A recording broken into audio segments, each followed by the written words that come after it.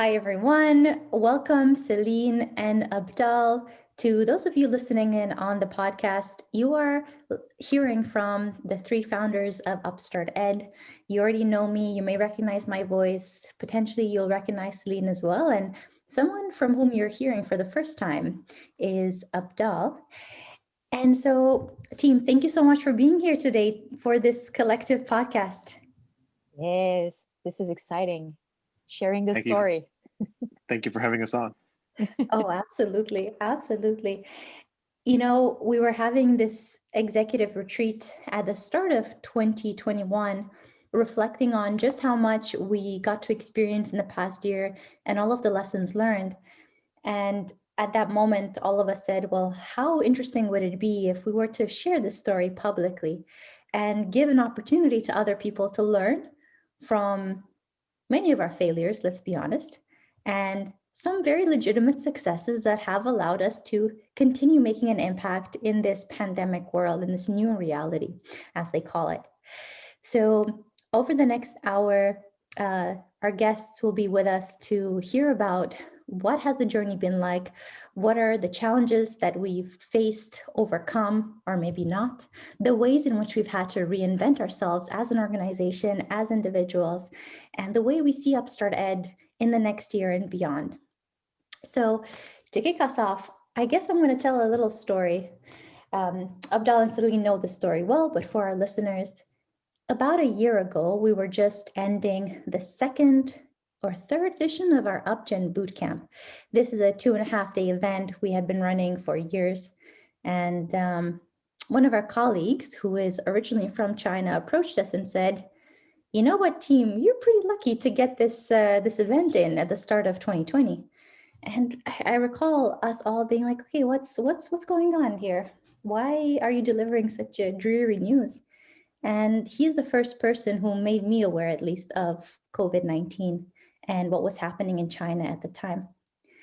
And our friend was right, because by March, although we had traveled to Toronto and Ottawa, and we were putting in place the building blocks of expanding this program that we had spent 2 years to build and validate, the week right after March 13th, everything shut down, and our lives, professional lives, came to a standstill, as did the lives of many across the globe. So maybe to kick us off, Abdal, Céline, maybe Abdal, you go first. What was it like the first 2 weeks of the shutdown for you as a human, first and foremost? It was surreal. It felt like some kind of post-apocalyptic fantasy tale that just became reality. Literally, the day where it felt like the world shut down was around March 12th, March 13th, which is my birthday. I remember celebrating with some friends, and you started hearing about the NBA is shutting down, right? Or this big conference that you're about to attend is no longer happening. It's being postponed. It's being canceled. And it just felt like this intense domino effect. Overnight, it felt like the world, at least in North America, had shut down. And that was when like the severity of the situation hit. But to answer your question of what was like the first 2 weeks, didn't really have the time to process it, because as entrepreneurs trying to run a business, and we'll dive into those details soon, we're just trying to answer that question of like, how is this impacting our business? Obviously, the most important thing, first of all, is making sure everyone is healthy and well. And then keeping that in mind is like, how do we adapt our business, not just to continue operating, but to survive and hopefully thrive beyond that. So those are the first 2 weeks were like for me. What about you, Céline?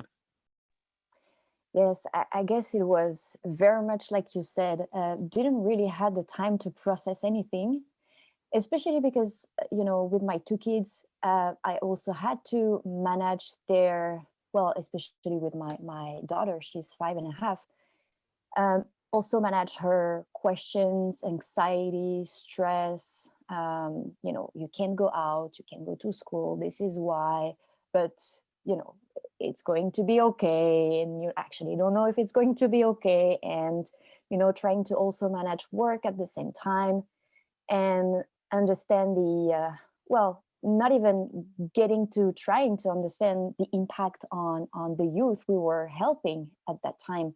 but just trying to, I guess, survival mode, I would say.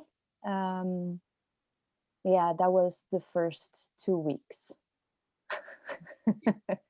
I would have to agree with both of you. I remember I don't journal a lot. And in fact, I went to Romania. I found some of my old journals. I was telling Abdaal this. And I have a journal for every year, more or less, with about an average of 2 entries per journal. Every time saying, this time I will journal every day. And I never did. But I found a journal entry from the start of the pandemic. And it does sound kind of like apocalypse now. The tone I was taking and the state of mind. But although it's become easier for us to talk about it, personally, it was a very dark time, those first 2 weeks, being cut off from friends, from our students, our teachers, and having to face the reality that UpstartED would not be the same ever again. And I feel like that was a very tough thing personally, because yes, I'm used to the notion that failure is part of the process. But when stepping into building a nonprofit and leading a social enterprise, nobody really prepared us for a pandemic. You know, they tell you to look at your finances, they tell you to build the partnerships, they tell you to build a product and validate the product. But the concept of a pandemic is not something I was expecting or planning on facing. So we didn't even know where to start. And I feel like as leaders within our organization, that was especially tough because everybody was looking to us for answers. And in that moment, we were ourselves so lost. It was hard to find the answers and hard to make a business decision in light of all the changes that were happening at the time.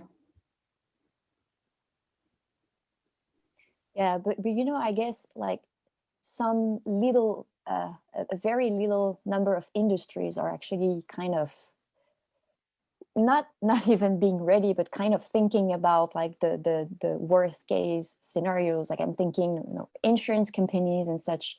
Mm-hmm. But even them, they were kind of, you know, not even at 50% of what they were, you know, envisioning on the paper. Like, hey, how are we gonna react?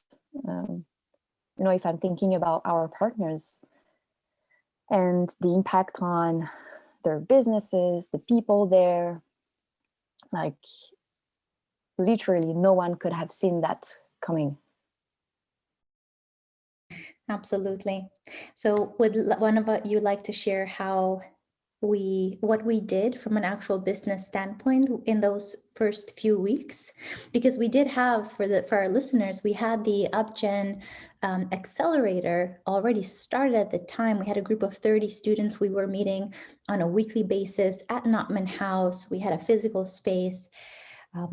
Yeah, would one of you like to share that journey of our transition to this online world?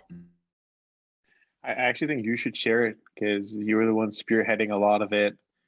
And initially when, especially around Innovate and whatnot, I think you were doing yourself a disservice by not sharing it because, yeah, you were at the forefront.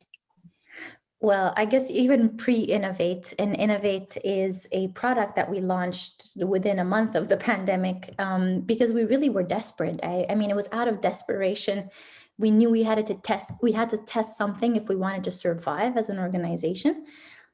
The first few weeks was shut down the office, the little office that we had, and then shut down the office at Notman House and migrate everything online. And what our community needs to understand is that UpstartED at its core was all about experiential learning journeys. They were in-person, team-based, all about the interpersonal connection. So that was, I think, the biggest loss that we felt in those first few weeks. And the biggest fear that we had is, if we're taking everything online, can we recreate the same kind of environment and dynamic that we're able to create in person? Can we bring that online? And so we had to connect with our speakers and see if we could find a formula that worked for the accelerator. And I think overall it was good. I mean, considering our time constraints. It was an amazing experience. On my end, it was an amazing experience. I wasn't sure what to expect, but we already had such a strong relationship and trust-based relationship with the kids, with the coaches, that it was so smooth to move online that we didn't even have, I felt, to worry about the tech side of it and kind of the adaptation from, you know, being face-to-face to online, but really jump really into the nitty-gritty and the real discussions on hey, how do you feel as, you know, young people? How is all of this impacting your lives? And, you know, having really meaningful conversations from the get-go, and seeing the team also shifting, having really to ask themselves, okay, within that context, because of everything that we're experiencing, because of the echo on my life as an individual, in the team, in the world, the project that I was working on before COVID needs to be even more intentional, because I know I can make a difference, but I will even, you know, here is the time, kind of, and the word is speaking for this is now. And that was such a aha moment for me and for us, I believe, to have to witness that, to just live that, go through that journey with the students, and super fast, like literally, again, being surrounded by young people really, at least individually speaking, helped me to see that all of this as an opportunity, because they never saw it. Yes, it was at the beginning kind of like a shock, of course, for everyone, but quite quickly they were having postures saying, hey, we can do something, like on a kind of resolution mode, problem solving mode. Okay, so this is an opportunity, and we have to keep going. And you said something, Diana, like we had to survive. I would say yes, as an organization, but really to make sure we could continue pushing young people to express themselves and to really tap into what they have, to, like we say, build a better world for themselves and the rest of the society. I couldn't agree with you more. And, you know, I think you've said it, Abdaal has said it, but looking back when the pandemic hit, although it disrupted everything we knew at UpstartED, it reaffirmed one thing, which is that our mission is critical, that there are so many complex challenges out there, that it requires a diverse set of people who are able to think critically and creatively, and to adapt and to want to come up with solutions that can create positive outcomes. And this is why I feel like we're all so committed to social impact in particular. And when we're talking about technology, the ethical use of tech, because now more than ever, it's time to talk about these things. And clearly, when the pandemic hit, the students came to us once again. I feel like it's always been the youth kind of propulsing UpstartED. Abdaal, you know, after our first event in 2016, they came to us. And then when the pandemic hit, they also came to us again and said, okay, team, what is next? So in a sense, they've always been there driving us forward. I just add to that point, absolutely. And I think we always try and work very hard every single day to build the kind of UpstartED, the kind of platform where youth see this as, you know, an opportunity to explore and to meet those type of needs that they're not getting from either, you know, traditional classroom or other extracurriculars or educational initiatives. And it's hard to find that. It's really hard to find that in kind of the academic environment, where if you need to change quickly with, you know, the marketplace. Initially, when we started UpstartED, it was more around like technology, entrepreneurship, startups, but having that kind of DNA of rapidly changing, iterating, you know, we talk about the lean startup, agile methodologies, that really came into play with the pandemic. and it allowed us to support the students the way we want to, right? So I saw the pandemic, it really is the ultimate test of, hey, are we doing what we say we do? Like, are we, talking the talk and then walking the walk as well? And it seems the fact that we're here today recording a podcast about our learnings, that in some small way we were able to. Absolutely. But boy, was it hard. Was it hard the first few months? And actually, I feel like it was hard throughout. Personally, only by December 2020 that I feel like I could breathe again, because it required such extreme grit and resilience from the people at UpstartED to just keep on pushing, to build a new product, figure out the funding. And in fact, we haven't shared this publicly yet, but I believe it was by end of March that.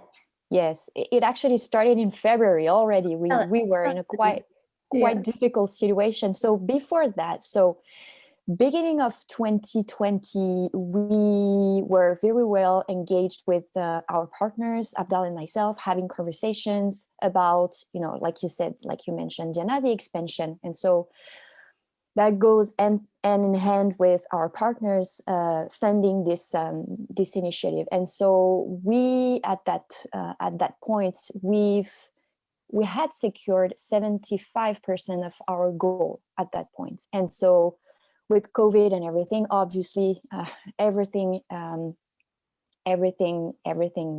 stopped. The partners just pulled out.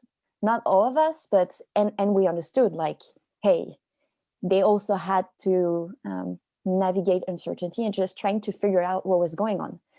And so by end of February and until beginning of April actually.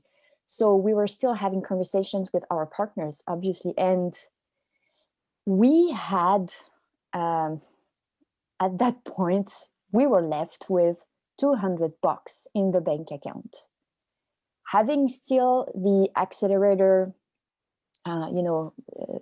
live that we had to run until March. Until May. Sorry. And so we were kind of, okay, what is going on? Because this is not true. We're going to stop here. I'm sorry, but not. This is now more than ever that, young people and educators, teachers need us. So how are we going to do that? And so we've reached out again to one of our partners with whom we're still having discussions. And we were it's kind of even hard to express the feeling that I felt at that time. The partners just saved the organization by saying, hey, you know what? And I'm going to name the partner. It's Blue Cross, Croix Bleu Can Assurance, Blue Cross Quebec. And so their positioning was like, hey, there is actually no doubt we're going to support you guys. No doubt. And let me tell you that they're actually travel insurers. So people were not traveling anymore. Their business was big time being disrupted. They had to figure out so many things at the same time. Their people had to go work from home without a system in place. And they succeeded because they're pretty awesome people over there. But they say, you know what, we're not going to let you down. This is now more than ever that young people need you, and we're going to support you. And they gave us upfront the funding that they've committed to for the year. And so from one day with nothing on the bank account, we ended up with enough to push, to get the ball rolling, to build the Youth Export program, to hire people, to just continue breathing, and to also continue having other conversations with the other partners that also finally ended on a very positive note, because then we had Shopify joining again because they're a partner for a very long time. We had Google, SAP, and thanks to them, we're still alive. But what a story! What a roller coaster! But it was like every month something was happening. Like, okay, so what's next? What should we be ready for? I'd love to see the version of this podcast from the Blue Cross team of like what was going on behind the scenes over there. I think you, Céline and I obviously work together on the engagement with our partner side. And yeah, like just like everybody else, you know, you're shell shocked. You're trying to quickly adapt. You're trying to respond. And, you know, obviously all those partners have much larger businesses, many more employees, different kind of problems to figure out. So a lot of those partner conversations were paused to say, understandably so, to say that, hey, we want to support you, but we need time to handle this massive, you know, black swan event that's disrupting everything that we do. And again, just, you know, a shout out to the Blue Cross team, as Céline mentioned, is they obviously understood the situation, and while they were going through their entire industry being upended, they came in and provided the support we needed to continue. And that's, you know, a testament to the kind of relationship that we had with them, and obviously the belief that they have in our work. And as Céline said, that ended up similar type of domino effect to say, okay, we got enough funding or enough of that corporate trust, you know, that seal of approval to say, all right, they're still doing some cool things, they're still adapting, but more importantly, they're providing necessary services. UpstartED became more necessary than ever before, as I mentioned earlier, with the agile transition, the kind of services we provide to students and educators. And so they really, they helped us survive. Like there's no question about it. So we're always grateful to them. And yeah, maybe Deanna, Céline, you can organize a podcast with some of their leadership and get their version of this story too, because I'd love to hear it. Absolutely. And it's quite remarkable for the people who are either interested in beginning a social startup, a nonprofit, or are currently considering how to engage with partners and the kind of partnerships to build. I think it's important to mention that at the end of the day, for UpstartED, it has been really key to find human beings, first and foremost, who share our values and who understand but believe in the mission.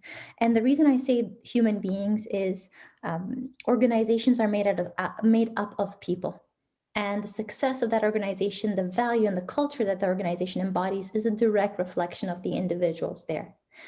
So that would be number one. Look at the values alignment and the mission alignment, and think beyond just a quick donation, a short-term win, because sometimes it's just not worth it. What you're trading, when you're giving in exchange for a certain funding, sometimes isn't worth it. And I think it's important to let other people know, because when we were very young, we did not know that lesson. And that was important. And it's ultimately what allowed us to survive when the pandemic hit. It's really those values, the alignment and values coming back. So I just wanted to reiterate that point. And the other thing is, Abdaal mentioned it, is build trust and build relationships that you can have over the years. Because when something like this happens, it's really that trust that will allow you to continue doing what you love. So yeah, I would just add to that point as well, is as you mentioned, like we've kind of learned along the way, and these organizations that, you know, we've named, your Blue Crosses, SAPs, Shopify's, Google's, we now have had their support in this kind of collaboration for multiple years. Some of them have literally been supporting us since our first event, and I don't think that's possible if you don't have shared values and you don't have that kind of an alignment, because it can't just be transactional. And a lot of nonprofits, a lot of businesses even try to think of just moving on quickly and getting either the big logo or the check-in. But it has to be a two-way communication, especially for a social enterprise, especially for a social startup, because it's those relationships that just, you know, help you progress and move on. And it's so important. So I wanted to emphasize that once more. And And we mentioned Blue Cross, but of course, like we're grateful to all of our partners, not just like the corporate partners, but even the community partners that come together and work on the content, educational partners, school boards, the schools, the teachers that we work with. And we would need a lot more than just the time we've allotted to get into all of those details. But yeah, it only happens with aligned values and long-term relationships. Thank you for sharing, Abdaal. And Céline, I know there was something else valuable you wanted to add. Yes, I'll try my best to be as quick as I can. So when you mention the trust component, yes, it's super important, but I'm thinking maybe the audience will ask, okay, but how can you actually, tangibly speaking, build that trust? Because we know, like in business, it's so overused and everything. And so I would say that for us, at least, the way we do that is not by calculating everything. It's just by being ourselves and kind of sharing with the people, sharing everything, being very transparent. Here are the challenges that we're facing. Here is the ambition that we have. Here is the plan. Here is what we envision to build. And also don't be afraid to say that you don't know everything, you don't have all the answers, and you need help. And so I know it might sound like, okay, but literally asking Blue Cross to help was very necessary at this point, and I was very successful, and I'm glad we did. I'm glad we pushed for it, and I believe it worked, because they were very confident in our ability as exec people, as individuals who are managing the organization, because they know us, they got access to us. Every time we've met with the Sylvain Charbonneau or his team, Sylvain Charbonneau being the CEO, we were just very genuine in our conversation, very transparent, very sharing, kind of sometimes co-creating. They were at the origin of one of our strategy, if you recall, like the partner strategy and the tiers. So I'm not gonna get into the nitty-gritty and the details, but that type of relationship is very, very important. Yes. I just want to add again, because I love that point, Céline, of like, hey, what does the audience want to know about this? Is like they're talking about this amazing, trust component that's magical. How do I get some of that in my life and my business? So that's great. One thing I want to just on top of that point is to share that there are certain companies or certain organizations or partnerships where you try very hard and it just doesn't work out. And that's okay. In the moment, it may sting, and you may feel like I really needed this, or our organization invested a lot of time and energy. And it seems like almost always in the long run, you find out that there's more value to make sure you have alignment from the beginning, at least on those really important pieces that Céline mentioned on the leadership, on the values, and that Blue Cross piece. She didn't share details, and we don't have the time to get into that. But we presented our partnership deck to the Blue Cross executive team. And just validating that kind of relationship, they literally gave us feedback on the spot, saying this is how we think you could improve this, or maybe even further expand the partnership, as opposed to us saying, oh, this is kind of bare minimum we want to get, and let's see how it goes. And again, it's just a testament to the kind of people they are, the organization they are, and those are the relationships we built, across the different companies. Again, don't have time to get into all of them. With Shopify, it's saying like, yeah, okay, this is what the partnership looks like, but how do we expand? How do we involve more of their community that they've been hiring and obviously expanding a lot? And we found a few avenues, some amazing programs that they're working with. Or hey, how do we supply more equipment? And we're launching a tech accessibility initiative. So these kind of ideas, again, come with that alignment, and there's so many more stories to share with our other partners, like an SAP, Deloitte previously, Google, etc. So just maybe we need, Deanna, a separate podcast for each one of these, and we invite the partners.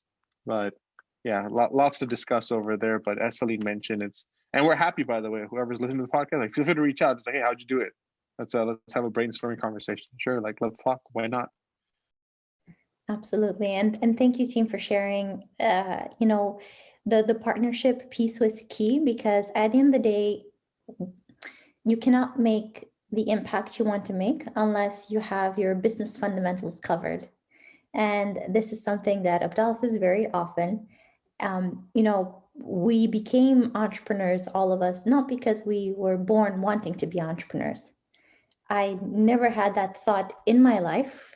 Abdaal, I know he was quite against, the idea of entrepreneurship, at least when we were in university and having these conversations. We were very traditional, step into the workforce, get a job, do something that's stable. Abdaal, am I No, saying? I wasn't against the idea of entrepreneurship. I was against the execution. The idea sounded great, but to be able to actually do it, it seemed like too much work, and I wanted to be more risk averse. But engaging with individuals like you, my partner in my consulting company as well, it just I was shown the light, and now I'm a hardcore supporter. I don't think you have to be an entrepreneur to have an impact, and there are a lot of great entrepreneurs or individuals that just want to do jobs. So do want to clarify that, but for me, at least at this point in time in life, I'm grateful to be pursuing this path and happily evangelize it to others. Yeah, and thank you for clarifying and for sharing. And what I'm trying to convey to our audience, I believe everybody on this call is an entrepreneur, and I'm using air quotes for those who don't see the video, um, because we feel drawn to the mission, because we feel that we have to make this work. And I have to give Céline a specific shout out because she joined our team in 2018 when UpstartED had already been around for 2 years, still trying to figure out what UpstartED is and what it does and what's really at the core of UpstartED. I can't believe it feels like Celine's been there since day one. So when you're like 2018, I was like, is that accurate? So sorry, please continue. No, but I remember her saying to us, she's like, I don't care what it is, what I do, don't pay me. I don't care what form this comes in. I have to contribute to this mission. I have to contribute to this mission. And so I believe UpstartED exists today through the sheer will and dedication that we've been so stubborn, the three of us, and we've wanted UpstartED to work. And kind of looking back, one thing I wish we had been better at from day one, but there was no way, is just the business reality. And this goes back to the conversation around partnerships and understanding what do your finances look like? What is your plan B? What does your runway look like? And personally, I didn't go to business school. I worked in startups. I would hear these words being thrown around, but I didn't really recognize the importance of thinking about the business reality, especially when you have a mission like UpstartED's where you want to scale your impact, and you cannot scale without the right business model. And so that's a journey which we're all on today to figure out what could be a sustainable business model for a nonprofit. How do you balance out things like donations and grants with selling services and reinvesting that profit into reaching more people? That's still a journey we're on. We haven't figured that out, but personally, for me, the pandemic was definitely a flag from the universe, just saying, even once your eggs have hatched, make sure you have, more eggs, and always reinventing even what the nonprofit can be. And think about the next pandemic. It sounds horrible, but think about the next, Black Swan event. If donors pull out overnight, what's going to remain? How will you still exist to continue making an impact? And that's something at the back of my mind, and will be, in 2021 and beyond, I believe, for the three of us, to make sure that we build a sustainable organization in all senses of the word. I can jump in here, just a few quick points. Deanna, hindsight is always 2020.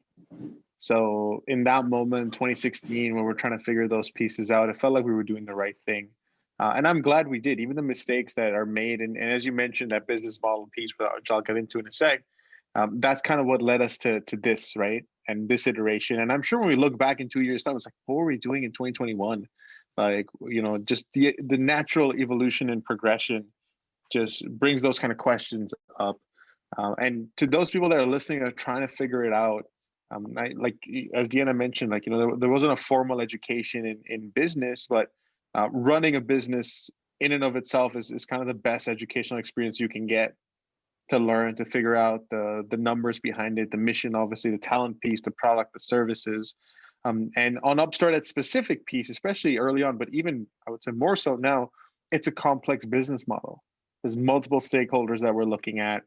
Initially, it was services oriented. We're trying to build a platform to engage youth, academia, obviously industry as well, startups, etc. So we've tried a few things. We've failed spectacularly at a few of them as well. We've learned and we've moved on. So I did want to highlight that it's okay if you don't have it figured out, as long as you can take those learnings, apply them, and obviously ensure you have the runway to continue to operate your business. I think the most important question or input that I'd like to pose to Céline is from Deanna's input. As she said, you came in and it was really like the mission that attracted you initially and engaged you. So I want to take this chance to put our mission out there. What is it that Céline saw in case other people are looking for jobs or interested in joining the mission? Thank you, Abdaal, for your question, because it's such an important question. And I'm actually very grateful you're asking, because my answer maybe is going to surprise you. Yes, it is the mission, but it is, before everything, it is you and Diana. Because even when you're looking for let's say you're young people, young person, sorry, out of school, you're looking at those organizations' names that that are very focused in, I don't know, like taking care of employees, climate change, and everything. At the end of the day, what matters are the people who are putting all of this in life, like putting all of those virtual stuff, ideas, kind of CSR policies into a reality. So what I would recommend first and foremost is to look for the people. If you meet someone that really inspires you, but this person is actually working for an industry you never thought about, well, think twice, because maybe working alongside this person is going to be way more impactful for your life than joining XYZ company, Fortune 500, whatever, because they're super into whatever mission, but actually you're just, getting into a very tough work environment with people who are actually not here for the same reasons as you are. I've went through the exact same thing. I went to work for an organization because I was driven by the perception of how the product was resonating with me and what I thought I could have as an impact on people's life. And when I joined, I was so shocked, and it was so painful for me to realize that I was part of a team that was not there for the same reasons. And that's okay. That is okay. But when you realize that, you're like, okay. And that was funny because I've joined this organization after I met with my mentor, an extraordinary human being who is working in the insurance world, like insurance. I've never thought about insurance, never like how, interesting and potentially, boring the insurance or industry is, but it's actually very fascinating. And then I went to work for him. I've learned so much from him. I've met Sylvain Charbonneau there. And today, the impact in my life and in our lives is still going on and ongoing, is still there. So I'm so glad I've made, those two choices, because today I know that by, joining Barthélemy Philippe, I'm naming him, and I'm super happy to do it. Today, I still have so much out of this relationship and, like-minded people. Just, it's very hard for me to explain, but instead of, joining a company because I thought, that was aligned and I would learn so much, and I did learn through the pain, on things that I was not expected. But thanks to them, I actually met Diana. And I decided to, it was even more stronger when I told you both, hey, you know what? Don't pay me. We'll figure it out. And I want to help. I want to help you. I want to help the mission because of everything. So I guess what I'm trying to convey here is experience. Yes, you have to learn with your own experience, but also trust your instinct, human instinct. When you meet someone and you don't really know why, but there is something that is happening. There is an harmony, or like there is something happening. I strongly believe in that now more than ever, because I had that with Diana. I had this with Sylvain. I had this with Barthélemy, and I could go on and on and on. And so those people, they're still here today. And this is with those people that I am actually being, the most happier in my life. And yeah, sorry for being so long in my my answer, which is not an answer, but yeah. So that was amazing. And again, just to people that are listening, watching, that wasn't a plug. We didn't expect that answer. So thank you. It's definitely heartwarming to hear that. A bit surprising, but the feelings are obviously mutual. I would ask then, again, for those people that are perhaps feeling a little bit lost or trying to explore other avenues, projects. It doesn't matter the age you are, even if you're working or not. This could be obviously a lot of students where they're looking for individuals with the shared kind of values, the characteristics you just described in the Dianas and the Sylvains of the world. How do you go about finding those people? I guess something very important as a journey to go through is to try to take some time for yourself and reflect on what really matters to you. What is it that you want to leave, as a mark in the world?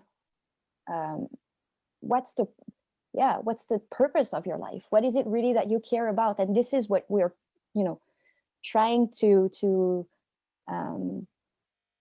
kind of give to the students through the Youth Explore program. But I strongly believe that it really starts with, knowing what is it that you care about. Knowing that, then connecting with organizations that, let's say you want to, let's say you want to empower the young generation, like UpstartED. Okay, so maybe you'll start by joining communities that are actually doing it, volunteering, and then you'll meet like-minded people. And this is by doing this that the network effect is very, very strong. But if you just tap here and there, not being very intentional, not knowing why you're going, joining this group or this networking session, it's never gonna end up with what you wish to get out of this, because it's, have you thought about who you really want to be connecting with? And so it really starts by asking yourself, what is it that I care about, and what type of relationship do I want to have with the people also? But with whom I'm connected, I do connect, with who do I'm not that comfortable with. Having that type of, reflection and trying and just share your hesitation, share, when you go into those networking events, for example, instead of asking people, okay, so what do you do in life? Oh, so boring. And I'm so done with, the society defining yourself by the job that you're doing. I'm sorry, but old world, can't we just ask people what are they passionate about? What do they, are they on a mission? And I strongly believe by doing this, you're going to have more meaningful conversations, and also kind of do a triage of people who just do not resonate with that, and that's okay. And then you can move on and just save some precious time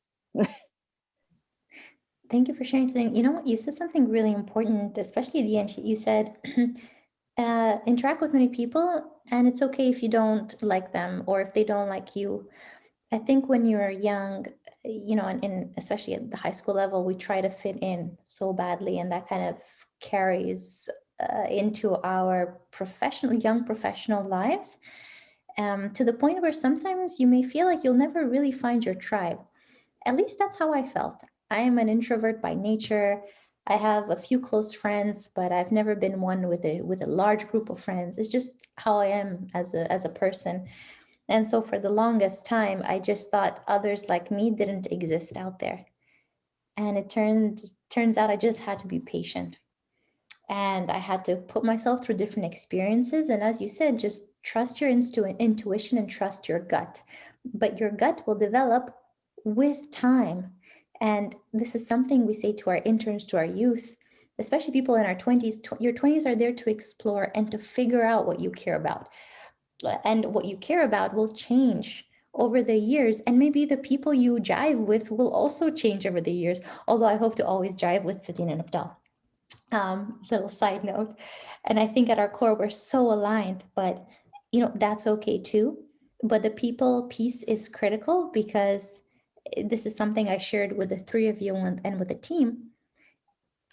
It has been so hard, even for me as an individual, over the last 9 months, where there were days when I'd wake up in the morning and even the mission of UpstartED wasn't enough to keep me going. That's just the reality. It doesn't mean I don't love UpstartED, doesn't mean I'm not committed to our mission. It just means that these have been some very depressing times. And through these times, it has been the team that has gotten me through it.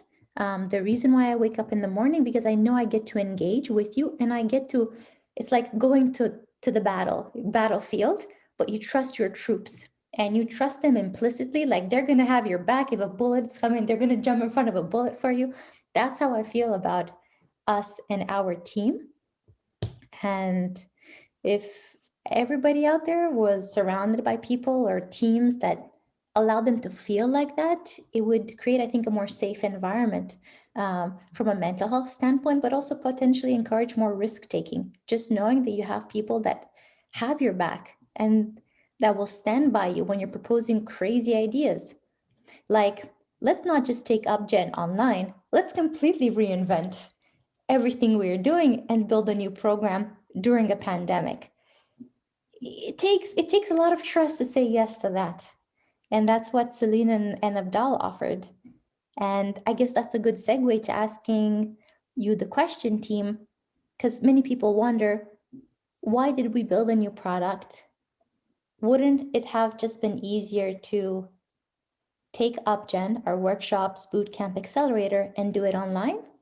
Because we did it when the pandemic came. So why did we not?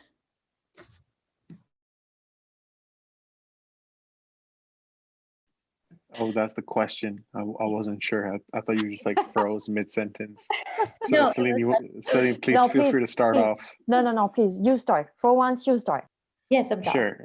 Well, like one point I do want to like address is, Diana, you mentioned like the 20s are a time to explore your teens, but I don't think there's any like age limit to that. If you're in your 30s, 40s, whatever, you haven't figured it out, so what?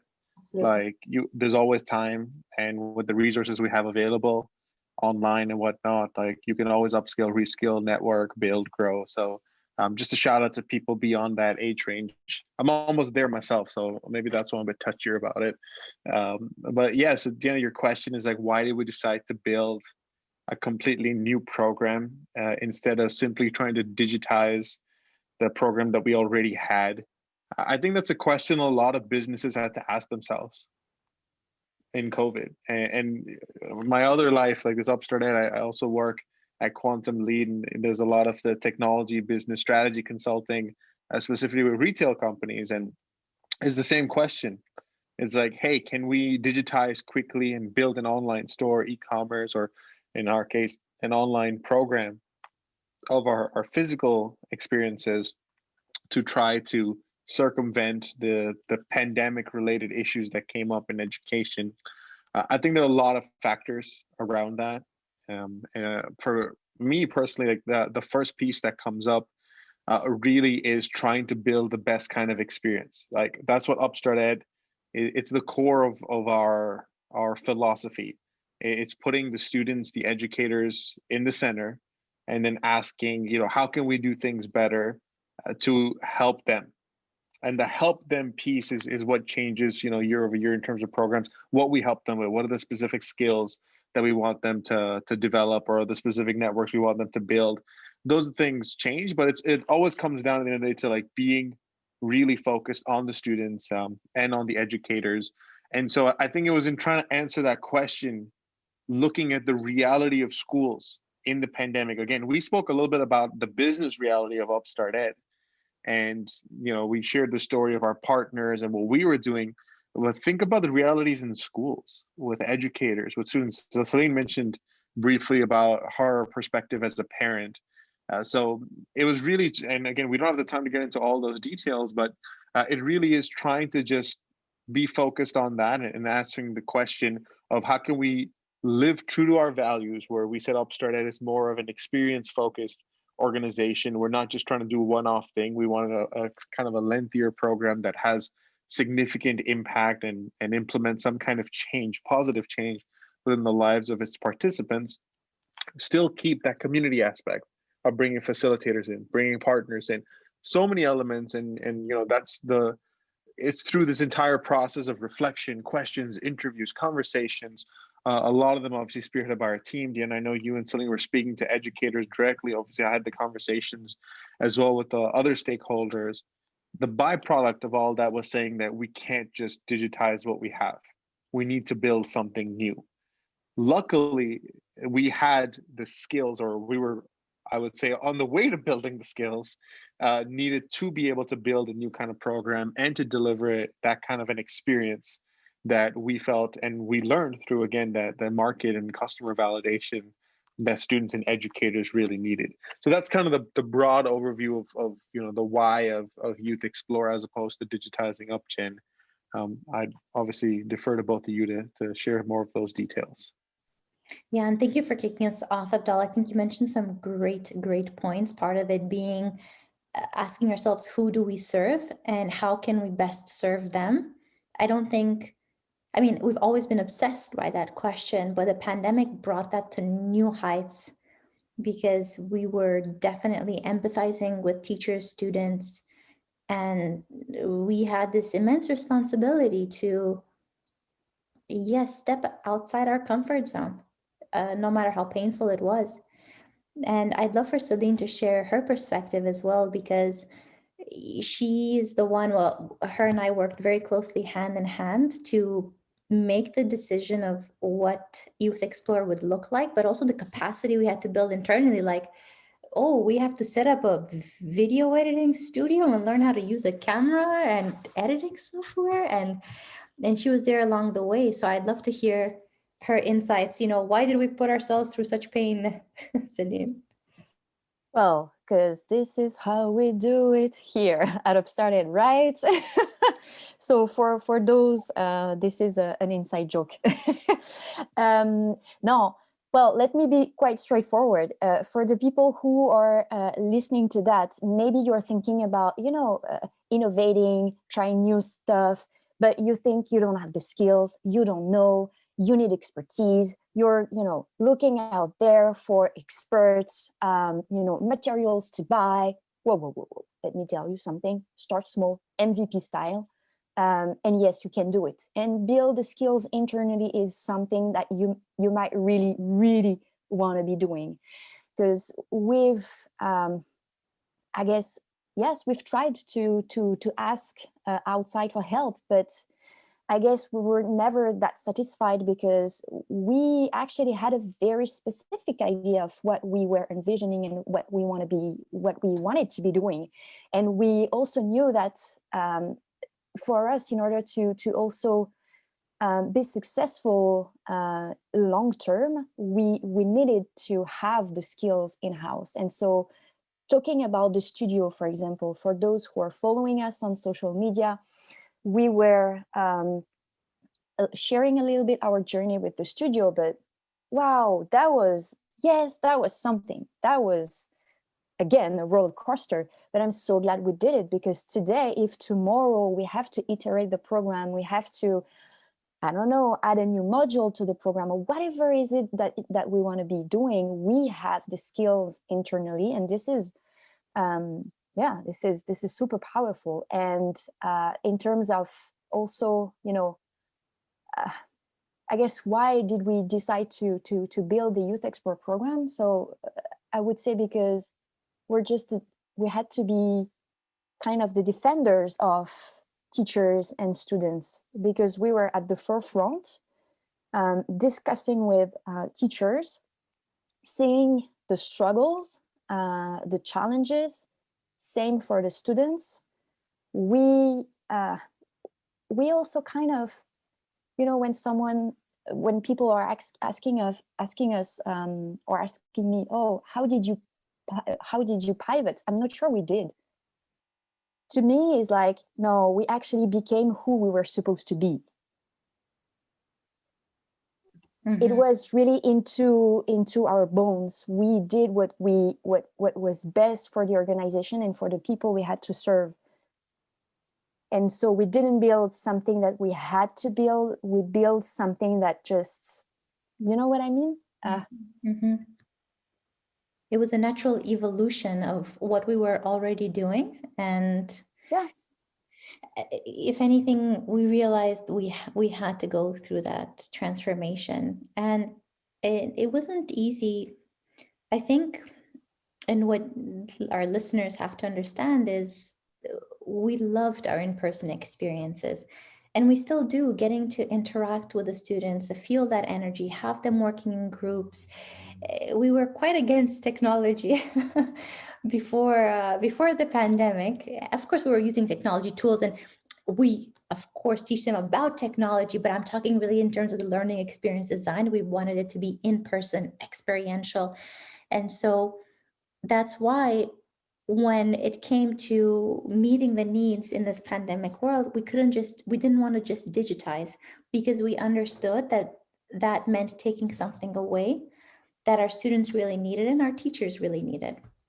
And so we went from running events to building an actual product that is now made up of tactile components and activities with digital touch points in the form of in-house videos and live interactive sessions where we bring in mentors and we host workshops. And I think something that's really important for us as a team in 2020, we really saw the importance of accessibility in education.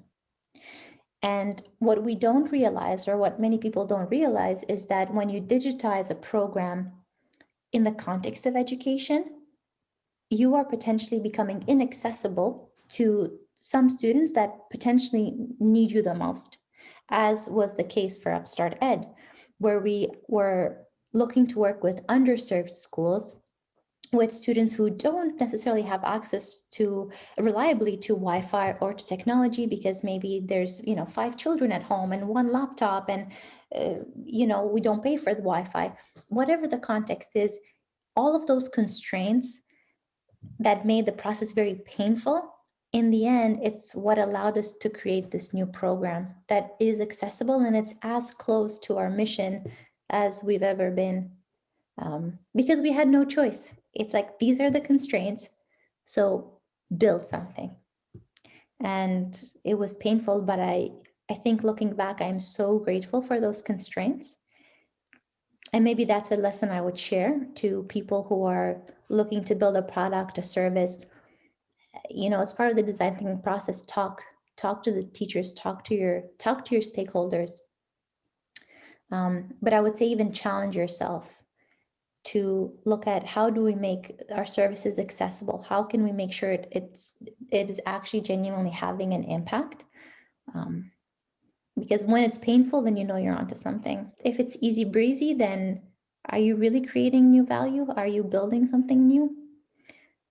If you're just reinventing the wheel, then that can work, but it won't work for long. And a mentor of mine, Benoit Meunier, says, you have to disrupt yourself before others disrupt you.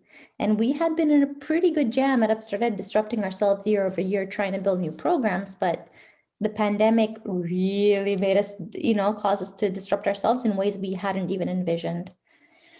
Yeah.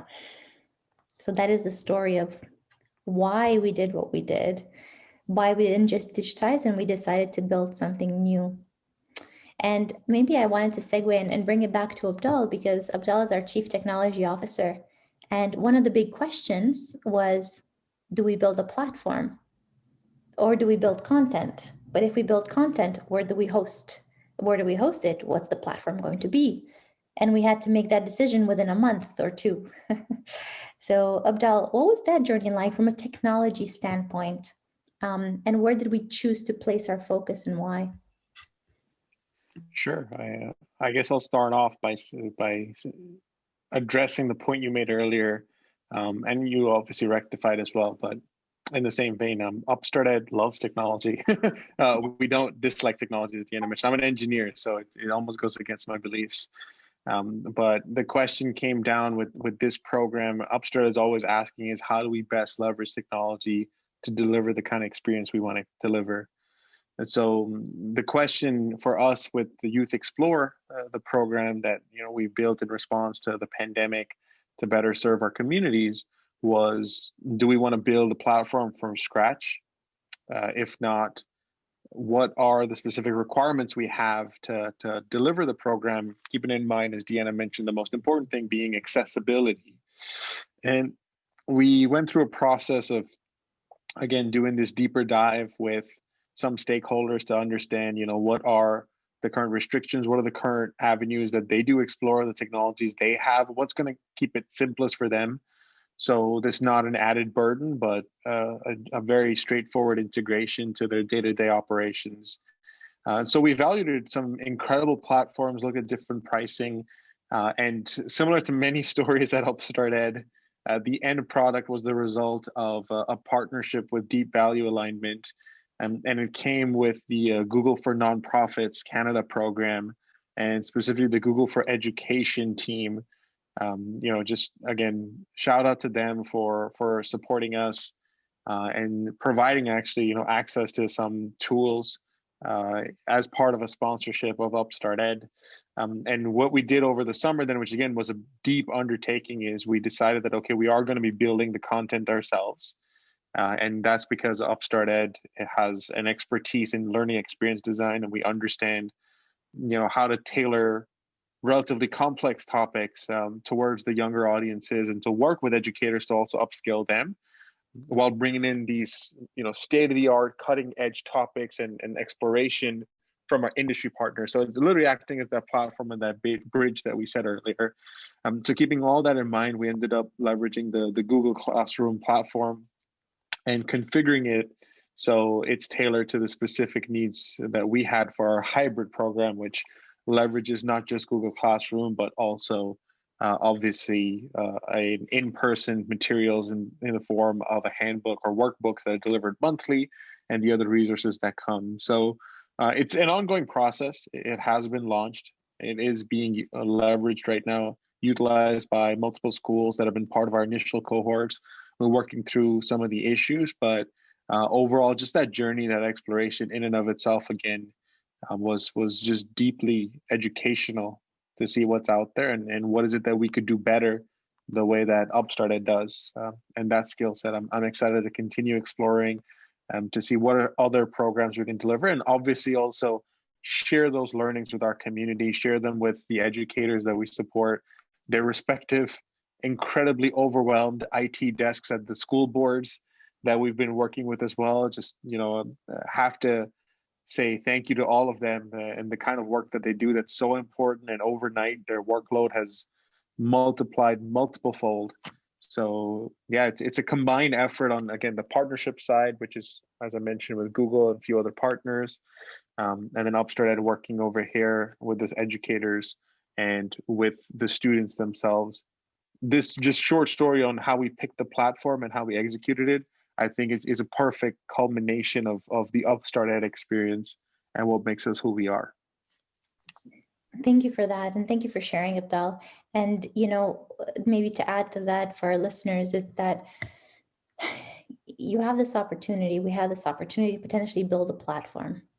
And we come from a startup space. All of us have worked in startups, have experienced what that means. So we saw, wow, okay, we could become a technology company. We could build a platform focused around social innovation and education. And that was very tempting. It really was. The reason why we decided to use an existing platform is because we recognize, as Abdal said, at our core, we are learning experience designers with an entrepreneurial mindset who want to make social impact. So we decided to put our focus on what we do best and where our talents are most needed, which is building programs and building transformative programs. So I'm pretty sure all of you will, or you will come across these difficult decisions where something may sound very sexy and tempting. And at the end of the day, ask yourself again, what impact are you trying to make and how are you trying to make that impact? That was a very important reminder for us. And kind of like Abdal said, hindsight's 2020, or it was the right decision. It really was the right decision. And Céline said it as well. We built that expertise in-house. And this brings me to my last question in this podcast. And I want to give time to each of us to answer this question is, what does a post-pandemic UpstartEd look like in light of all of these lessons? And so maybe, and the reason why I'm asking this question is we have had people ask, hey, when are you bringing your bootcamp back? Oh, when are you bringing your accelerator back? Can we see in person? Are we going to see in-person programs? So by the way, to our listeners, we haven't agreed yet as a team on what that future looks like. So it's possible you're going to hear different answers, which should be interesting. Maybe Céline, you want to kick us off, kind of how you see the future of UpstartEd? Yes. Well, to me, the future of UpstartEd will be the best of the two worlds, being able to reach more and more students and more communities, not necessarily through technology, but still having, live sessions with youth being everywhere. And when I say everywhere, I say all over the globe. And to me, that is something that is very inspiring to imagine. But also, yes, bringing back the in-person component, because there is something to be said about the beauty of having young people and, gathering together, not knowing each other, coming from very different background, very shy at the beginning, not even sure that, why they're here, looking, where is the exit? I might just leave right now. And at the end, seeing all of them being so strong as teams and individuals, pitching in different languages, just driven by one and only mission, which is solving the social problem they choose at the beginning of the bootcamp, for example. To me, that is irreplaceable. So yes, having the best of the two. And in terms of how we do that, well, again, like you said, Diana, we did not agree on the strategy, and I guess we should stay agile and open. But I would see local UpstartED representatives to kind of organize and deploy those in-person events.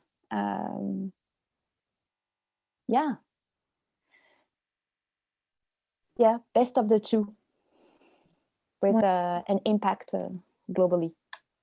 Wonderful. Best of both worlds. What about you, Yes. Abdal? What is your vision? It's definitely aligned. I'm bullish on this perspective that we'll have in-person events coming back, and hopefully in a big way. I think with the pandemic, again, as I mentioned, on the retail side, people are desperate to kind of engage again. They miss that in-person experience. And as Céline mentioned, like now we're equipped to deliver either or, and it's going to be a hybrid approach, a deeper hybrid approach, because Youth Explore already is. That's going to leverage our expertise on both fronts having that in-person events, and then also this large-scale product deployment and leveraging the technology that we have. So yeah, I'm excited for that. I do think in terms of the actual steps for us, it's always going to be aligned with health first, to see, like, what are the local guidelines that we have, and the educational guidelines. So we do follow that. We're going to continue following those extremely closely to see when that is on the horizon. And, we talk about post-pandemic world. Obviously, vaccinations are currently being deployed at an aggressive rate across the world. I'm sure we all read all the time new strains coming out. So we don't know what post-pandemic is going to be, right? And I think either way, UpstartED is well equipped to adapt and continue delivering on the mission and the promise we've made to young people. I think the additional caveat I would add is, in the coming years, coming months, normally we always said, young people in Canada. Those are our promises, young people in Canada. And now, because of the pandemic and our response and Youth Explorer and the partnership conversations that we're having extensively at this point, we are looking to expand beyond the borders as well, to really try to live up to our mission and provide the support services that we want to people all across the world that really need it, and I'm very excited for that. And the other piece also, as Deanna, you've mentioned earlier about this kind of agile mindset that we've always had, but we've developed the skill set to be able to build and quickly deploy. I'm also really excited to leverage that and try to support like other segments of the population even more strongly. And that's always been part of our roadmap. We work with a lot of community centers. You mentioned underserved communities, socioeconomically disadvantaged neighborhoods already in the local ecosystem. And now, we're working on programs to help students that may have learning disabilities, and there's other demographics that we're just trying to support. So that's what I'm anticipating, maybe not even in a post-pandemic, but in the continued pandemic world, but just elevating that kind of program delivery across the spectrum in terms of education and industry partners in the very near future. Wonderful. Thank you for sharing, team. And it looks like we'll be driving together in the future as well, because I am as aligned with you all, or as aligned with Abdaal as you are with Céline, and we are on the same page. I would have to agree that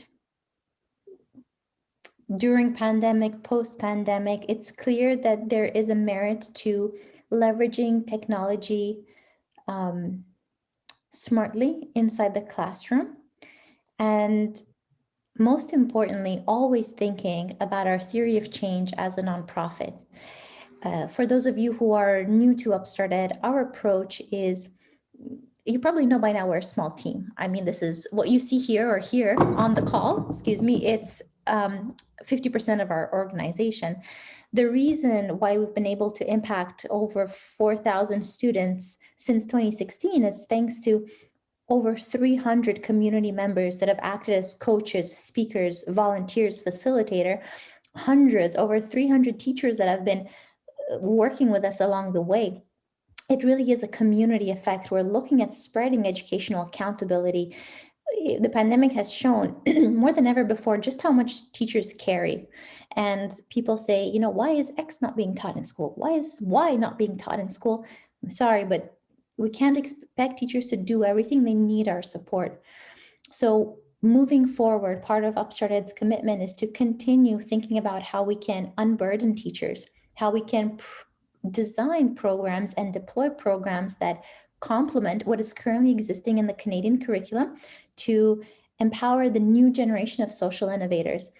It is why we want to make these programs transformative and accessible through schools, not simply as after-school programs, definitely not only accessible to students who can pay for these programs. Innovation comes from everywhere, and diversity is key. And that is why we are committed to working with educators and with the education system as a whole, and hopefully someday be involved in policy making. That is my dream for UpstartED, for our team. We have this ambition to make a difference. So if you're listening in, if you're passionate about anything we mentioned or have questions, just know that we are accessible. You can reach all of us through our emails that you'll find on our website or through LinkedIn. Join our movement. And by movement, I mean social impact. You know, there are many problems out there, and even us, we're solving this challenge of education, but we're chipping away at a huge, you know, block of marble. The work has just begun. So Abdaal, Céline, thank you so much for your time. And it's been a pleasure talking to you both. Like always, comme toujours in French. Yes. Yes. Take care, team. Thank you for having us, Deanna. And let's get back to work right after this. Exactly. Let's get back to work. We don't get paid to host podcasts. All right. We'll be in touch. Yes. Thank you. Bye.